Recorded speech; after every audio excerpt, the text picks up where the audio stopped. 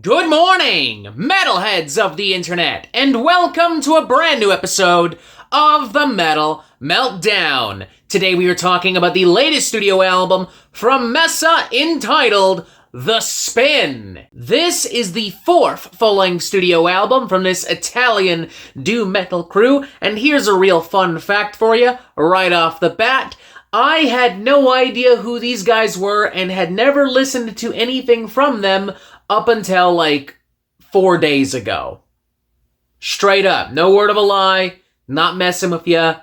No jokes. Being totally serious with ya. I did not know anything about Messa. Unlike, however, a good solid thorough chunk of the Metal Meltdown audience. I have received numerous questions about this album over the course of the past few days. A lot of people asking about this album. A lot of people talking about this album. Requesting that I review it. Telling me that I should listen to it and talk about it in some capacity on this channel. And I decided, you know what?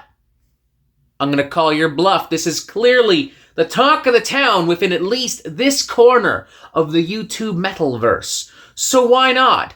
Let's give it a shot. Let's jump and dive right in. And thank God I did so, because these are some beautiful, calming, soothing waters. I've had so much fun diving in to this album, and in turn to this band. After listening to The Spin a couple of times, I wanted to check out more of their other older stuff to see kind of how it compares, and based on what I know, based on what I've seen, based on what I've heard, out of everything from Messa, I would feel comfortable telling you that not only is The Spin a great album, but quite possibly their most polished and well-executed album to date. Their biggest, boldest, dynamic, and most mature album to date, with some of their best songs to date, with some of their best hooks and solos to date, with all kinds of beautiful little twists and turns as well. This is not your mom and dad's doom metal. This is not your straightforward, old school kind of Candlemas, Saint Vitus pentagram style doom metal.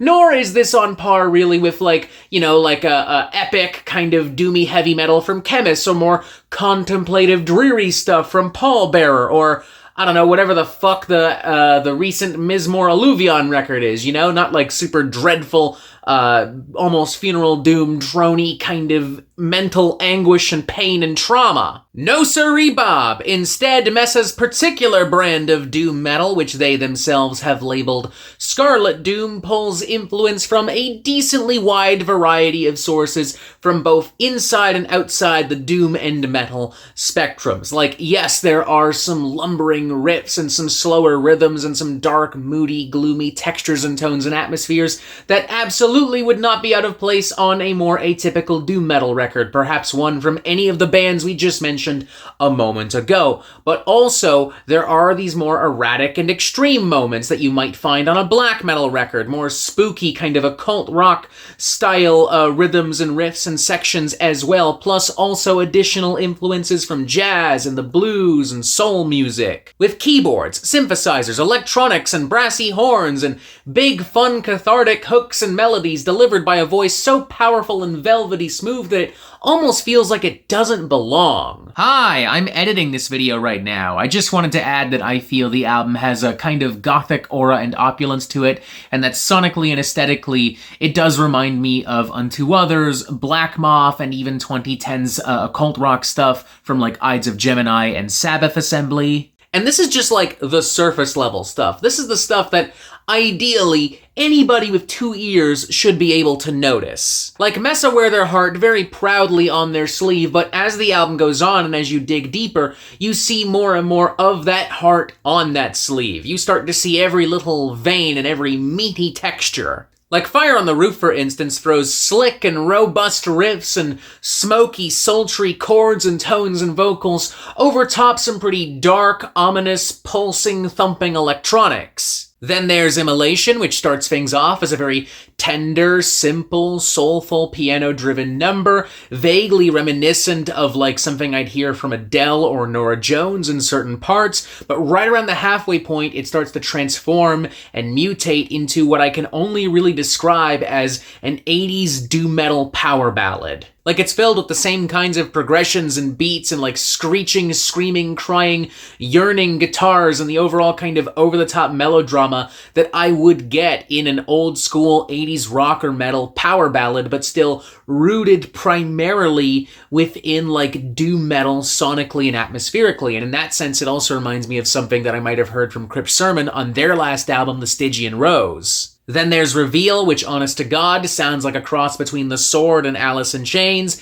In the very beginning, you've got these dirty, gritty, kind of southern rock-style chords and guitars and draws, transitioning into some epic heavy metal, doom metal riffage with battering percussion, later transitioning to some plodding, monotonous pounding, all emboldened by harmonized, powerful vocal wailings. I don't know if I have a favorite song on the record, but if I do, it might be Reveal. And if it isn't Reveal, it might be The Dress, which starts off fairly simple, some more of the soulful, sultral, smoky, kind of doomy, gloomy kind of metal we've heard throughout the rest of the album. But around the halfway point, we start to get into some more like almost improvisational, kind of old school jazz kind of stuff, and it's building on top of these horns and keyboards and guitars, and we soon start hearing some more occult rock style riffage, like it's a little bit more sinister and grim and menacing, and this eventually transitions into a loud onslaught of like ritualistic, raging black metal of sorts. Like, for all my Toronto homies out there, imagine you're at the Reservoir Lounge, you know, the place that's that underground jazz bar by Church and Adelaide. Imagine you're there, and the house band is doing their fucking thing, and then all of a sudden, a bunch of fucking corpse paint-wearing motherfuckers launch a coup, ambush the stage, they take over, but the house band keeps doing their shit.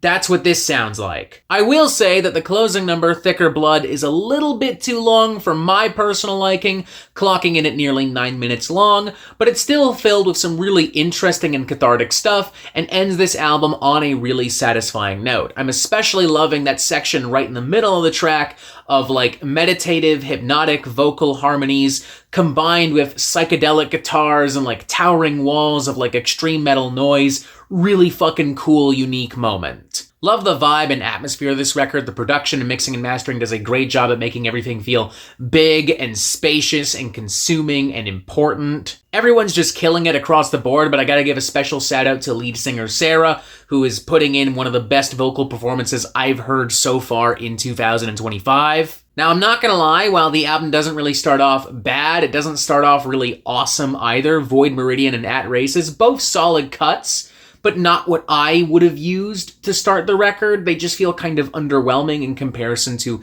everything else we've talked about. For that reason, I'm going with a 4 to 5, but a very strong, enthusiastic 4 to 5 at that.